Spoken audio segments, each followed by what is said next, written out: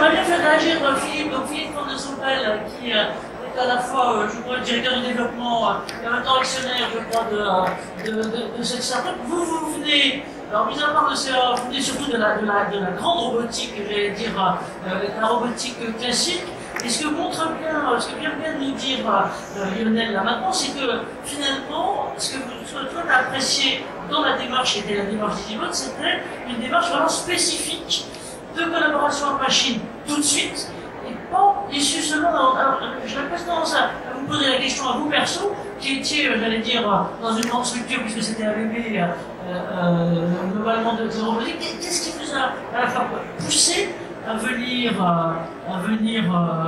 chez EasyBot ou avec EasyBot et à concevoir, parce que vous étiez là dès le début, à concevoir ce type d'outil, Philippe? Alors en fait, la robotique industrielle a évolué une trentaine d'années. Donc moi j'ai commencé en 85 la robotique industrielle. Et depuis 10 ans, tout ce qui devait être robotisé ou capable d'être robotisé l'a été ou en passe d'être. Une fois qu'on a dit ça, on a fait le constat qu'il y avait encore des opérations manuelles qui étaient pénibles et qui étaient difficilement automatisables ou du coup qui étaient, je dirais, bien au-delà de la valeur ajoutée des postes. Une fois qu'on a dit ça, on a fait le constat aussi que dans les entreprises, il y avait un problème pour garder l'expertise humaine sur ces postes-là. On avait des gens qui étaient, comme disait tout à l'heure, en restriction d'activité, après avoir trop travaillé sur les choses. On avait des problèmes de rotation de génération, où la jeunesse n'est pas attirée par les métiers, où quand on voit les gens à 50 ans sortir un peu usés, c'est pas très fun pour la jeunesse, et donc il y a peu de débouchés. Et donc on a essayé de se focaliser là-dessus avec un double aspect, travailler sur la revalorisation des postes et se focaliser sur les opérateurs et augmenter la valeur ajoutée de l'opérateur, parce que l'homme est quand même une nouvelle machine qui existe. Et d'un autre côté, regarder quand même le contexte économique, parce qu'on est dans un monde qui n'est pas un monde de bisounours, et en fait, il y a toujours des besoins de productivité, même sur ces postes-là. Si vous amenez à développer à partir d'un concept mécanique développé pour le nucléaire, donc c'est pour ça qu'on a du CEA, d'actionneurs réversibles avec retour d'effort, on dit voilà, on met ces actionneurs bout à bout, on en fait un robot, et on va s'adresser, on va essayer d'identifier quelles sont les applications pour lesquelles on peut dissocier la partie pénibilité sur la machine et la partie cognitive, donc l'intelligence, le contrôle, les choix sur l'opérateur. Et donc le ponçage s'est imposé un peu comme étant une activité transversale qu'on trouve dans tous les grands domaines, dans le ferroviaire, l'aéronautique et le tourisme. Et donc on s'est focalisé sur ce sujet-là. Et comme pour les osquelettes, en fait, on peut avoir des grandes idées, mais si ça ne vient pas du terrain, c'est pas accepté. Pourquoi? Parce qu'on est dans des ateliers manuels, où les opérateurs ne travaillent pas de la machine à leur volonté. Donc il faut bien passer par une acceptation du terrain pour pouvoir faire progresser la machine. Et c'est ce qu'on a fait avec la SNCF. On a commencé par faire des essais, modestes dans un premier temps. On a eu des très bons retours, des critiques très positives des opérateurs. Typiquement, pour les vibrations, on avait pensé à l'effort de ponçage de la vibration. Et très vite, on a réfléchi sur comment isoler les vibrations pour l'opérateur. Et de fil en aiguille, on a pu développer une machine qui était adaptée au ponçage, qui a été conçue pour autour du ponçage, avec une machine qui rentre dans les qualités de machine, c'est-à-dire en pleine sécurité pour l'opérateur. Et au fur et à mesure, on a ajouté des fonctionnalités, des choses qui remontaient du terrain pour aujourd'hui faire une machine qui est bien adaptée à ces applications-là. Et on attend comment de métier de machine à la SNCF. Donc, le retour et la récurrence des investissements montrent que ça fonctionne. On est assez satisfait. Merci. Je crois que là, on est bien intéressé à entendre, j'allais dire, les coulisses. C'est-à-dire qu'en gros, c'est la parenthèse de ce qui s'est passé entre, j'allais dire, le premier contact Lionel sur un salon, tu as vu, j'allais dire, un proto plus ou moins amélioré du CEA en disant, bon, globalement, qu'est-ce qu'on peut faire de ce machin, je suis un peu trivial. Et puis, le moment finalement où vous êtes revenu avec, j'allais dire, un produit et un équipement avec une finalité particulière qui était globalement le ponçage. Donc j'imagine que vous avez dû éliminer, à la fois choisir et en même temps éliminer d'autres pistes là-dessus. Et puis une forme de bénéfice, un avantage pour l'opérateur. Voilà. Donc juste deux mots sur éventuellement les autres pistes que vous aviez envisagées. Et puis après, Lionel, sur toi, quand tu as reçu le truc, comment ça se passe? Alors, il faut pas perdre de vue que EasyGo est une jeune start-up. La création d'EasyGo, c'est fin 2016, donc c'est pas si loin que ça. On n'est qu'une quinzaine de personnes à ce jour.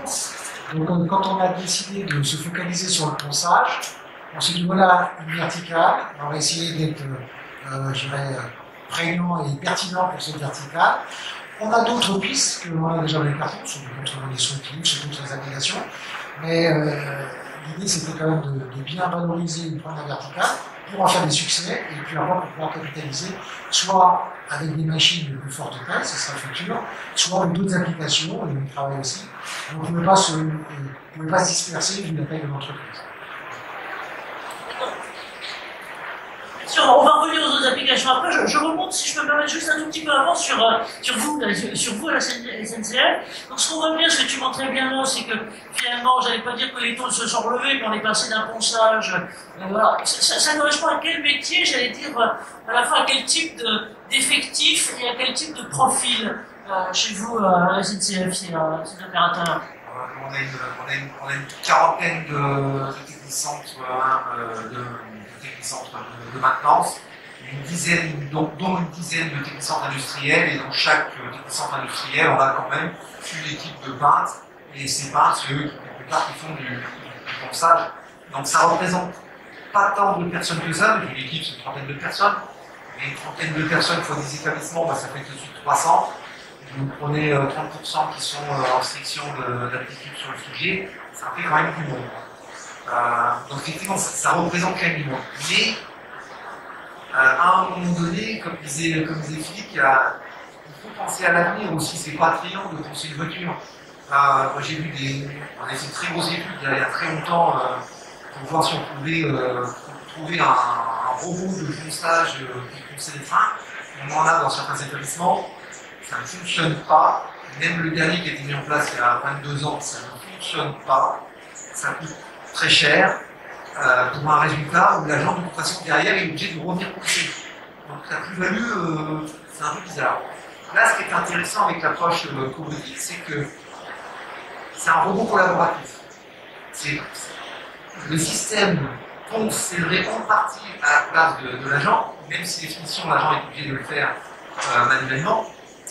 Mais il y a cette notion de collaboration. Et c'est bien l'agent qui pilote ce robot de ponçage.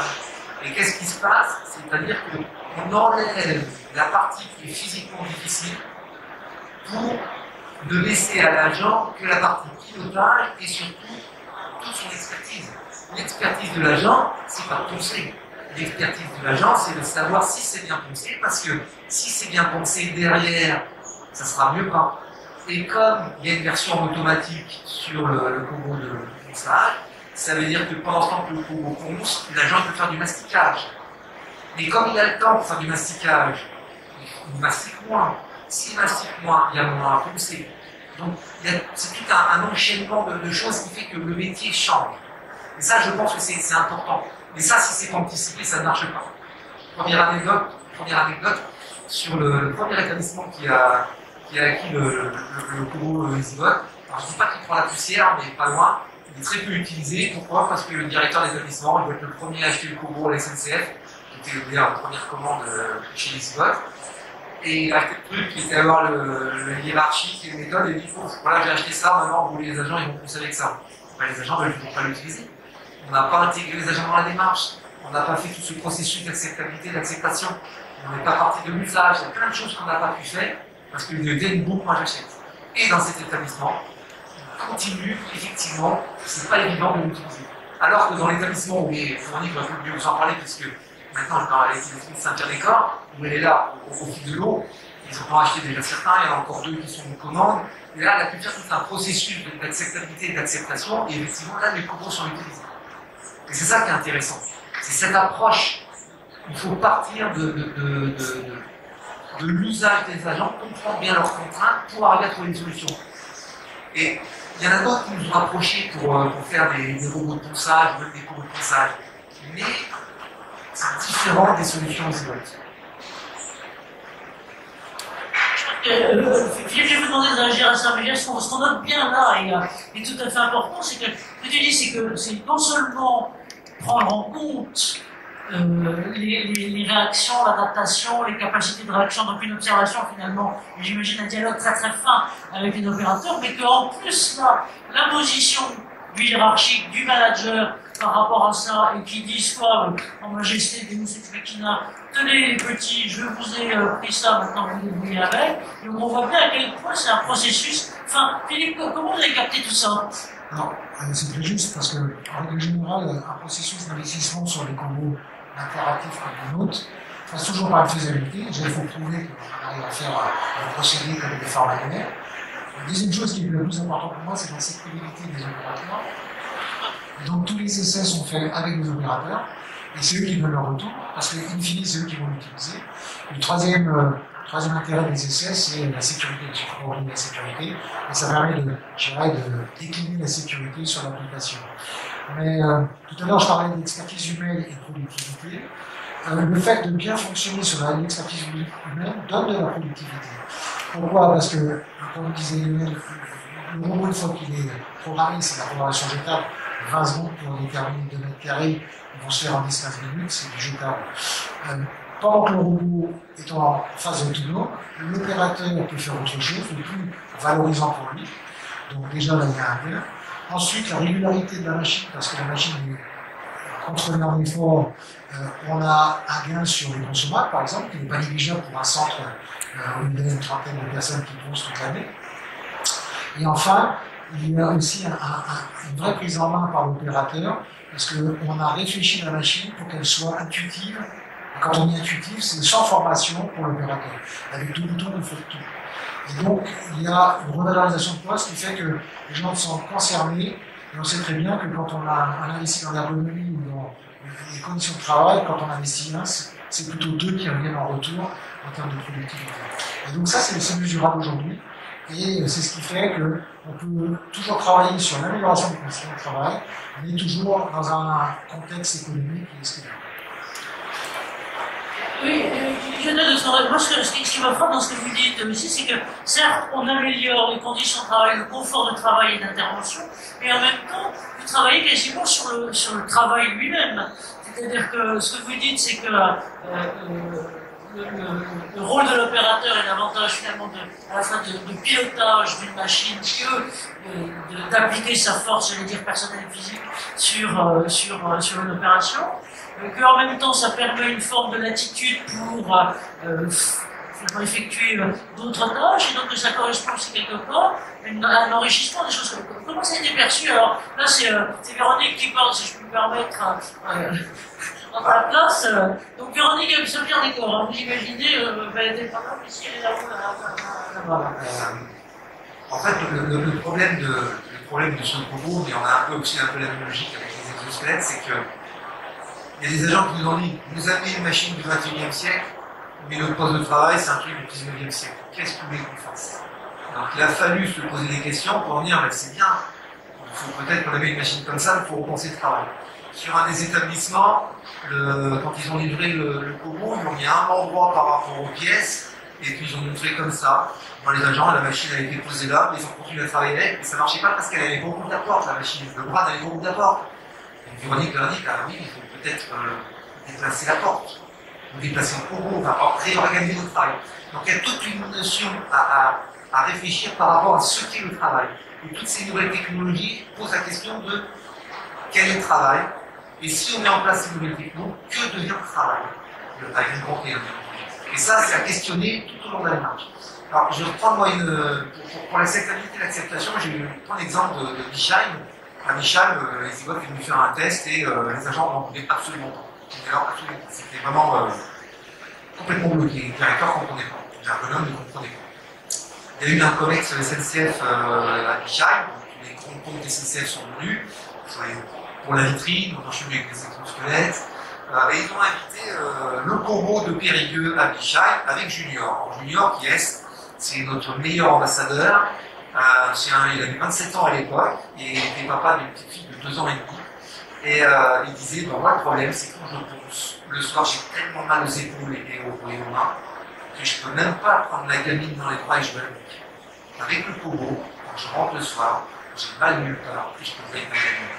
Et ça, rien qu'en quand j'en parle, c'est vrai que ça fait bizarre, mais Véro, c'est limite quand le junior lui dit ça, il est parti de verser de larmes, parce que voilà, c'est le plus bon compliment qu'on peut faire sur tout le travail que l'on fait, nous, en tant qu'IRCO, dans les entreprises.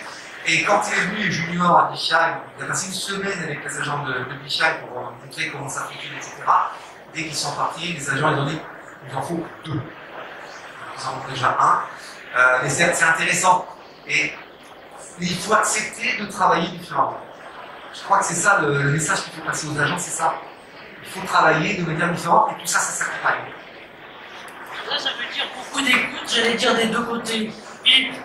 Pour compléter l'anecdote, c'est qu'aujourd'hui, le robot, on l'appelle junior parce que c'est le sien.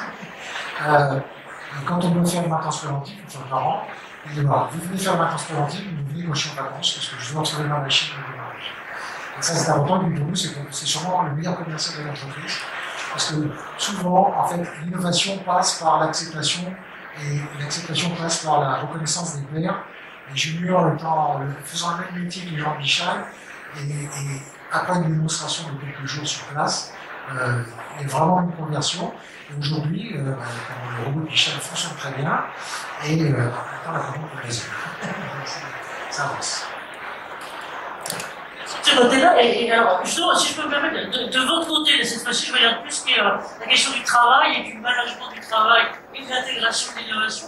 Comment vous faites, SNCF, en partant de cette expérience géniale à Bichheim dont vous faites part globalement là maintenant, comment tu pépiniérises ça, si on peut dire, sur d'autres acteurs, pour eux, parce qu'il y a le côté à la fois l'objet, l'équipement lui-même, et puis le processus sur le global. En fait, il faut un groupe projet pluridisciplinaire, tout simplement. Si c'est fait avec une seule personne dans un coin, ça ne marchera pas. C'est vraiment cette logique de groupe pluridisciplinaire. Après, nous, on a une méthode qui est obligatoire chez nous, notamment pour le risque de la sécurité d'exploitation ferroviaire, qui s'appelle la MSC, la méthode sécurité commune. En fait, cette méthode, on est obligé de la faire. Quand il y a une modification de l'organisation, on doit prouver, avant d'être en œuvre cette modification d'organisation, que l'organisation future soit globalement au moins équivalente d'un point de vue sécurité à la situation initiale. Et donc nous, moi j'avais pas pensé à utiliser cette méthode-là, mais ma chef de l'époque m'a imposé de le faire. Et en fait on s'est dit, bon, pourquoi pas. Et en fait c'était intéressant, pourquoi? Parce que quand on travaille, que ce soit avec les exosquelettes, avec les cobots, c'était compliqué avec les Véroniques sur le sujet, mais on a joué le jeu de le faire jusqu'au bout. Est-ce que la situation avec le cobot va être globalement au moins équivalente d'un point de vue sécurité à la situation sans le cobot? Et là, ça pose plein de questions sur l'analyse des risques actuelle. Si on met en place, alors déjà, est-ce que l'analyse des risques, elle est juste ou pas? C'est juste pour regarder. Si on met en place un cobot ou un exosquelette, est-ce que ça joue sur les risques actuels? Est-ce que ça crée de nouveaux risques? Si ça crée de nouveaux risques, il faut les évaluer. Quelles sont les mesures de prévention? Quelles sont les points de vigilance, etc., etc. Et ça, cette démarche, je l'impose, que ce soit exosquelette et cobo. C'est un tableau qui fait 3 pages, c'est un petit peu compliqué à remplir, mais si on se pose des questions, et si on fait ce qu'il faut, quelque part, ça prouve qu'on a fait une étude locale. Et cette étude locale est très importante. Alors, on voit bien que dans le premier établissement où ça n'a pas bien marché, où il n'y a pas eu tout ce travail fait en amont, ils sont passés un peu au travers.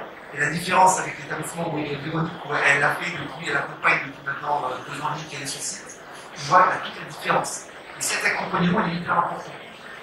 Et ça, c'est quelque chose qui, pour moi,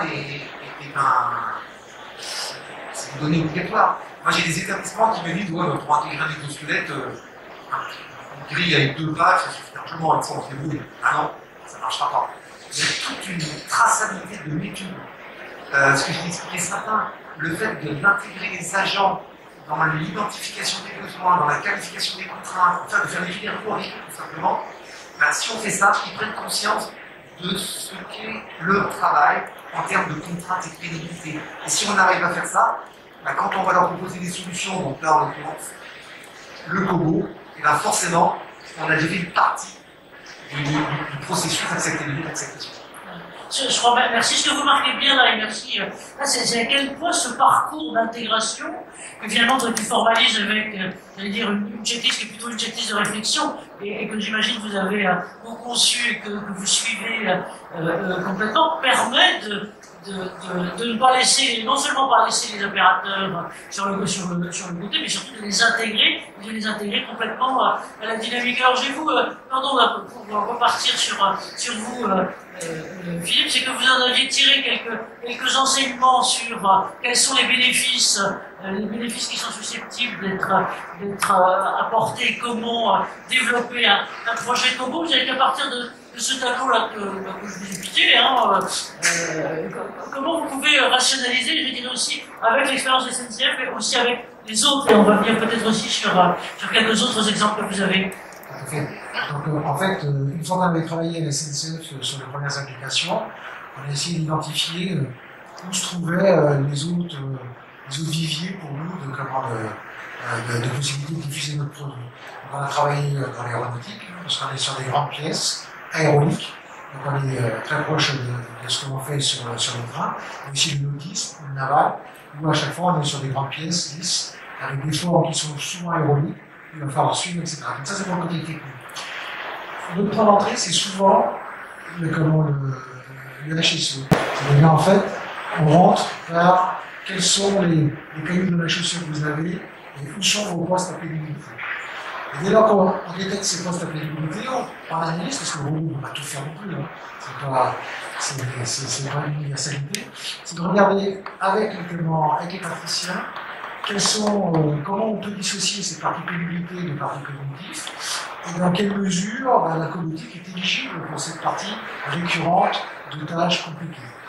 Et dès lors que c'est fait, on analyse les verrous techniques et après on essaie de trouver des solutions pour ces verrous techniques. C'est ce qu'on va faire pour les nouvelles applications avec des robots qui ont une capacité de charge utile plus importante que ceux-là. Ceux-là ont autour de 10 kg, 5 kg, comme disait Lionel tout à l'heure, et on va avoir des robots de 30-35 kg. Et donc, on va faire des essais de faisabilité en impliquant les gens du terrain, comme on a fait pour le poussage. Puis ensuite, après, selon la taille de l'entreprise, on peut aussi accéder à des subventions, parce que dans chaque région, la CATSAT fait donne des aides pour essayer d'améliorer les conditions de travail. Et enfin, on fait un plan d'investissement avec un retour d'investissement, parce qu'on est malgré tout dans un monde économique, mais avec une prise en compte tout le monde des coûts associés aux arrêts de travail, aux maladies professionnelles et autres, qui fait qu'in fine, on sait qu'on arrive à régler cette problème de pénibilité à un coût acceptable pour l'entreprise. Merci et bravo à vous pour ça.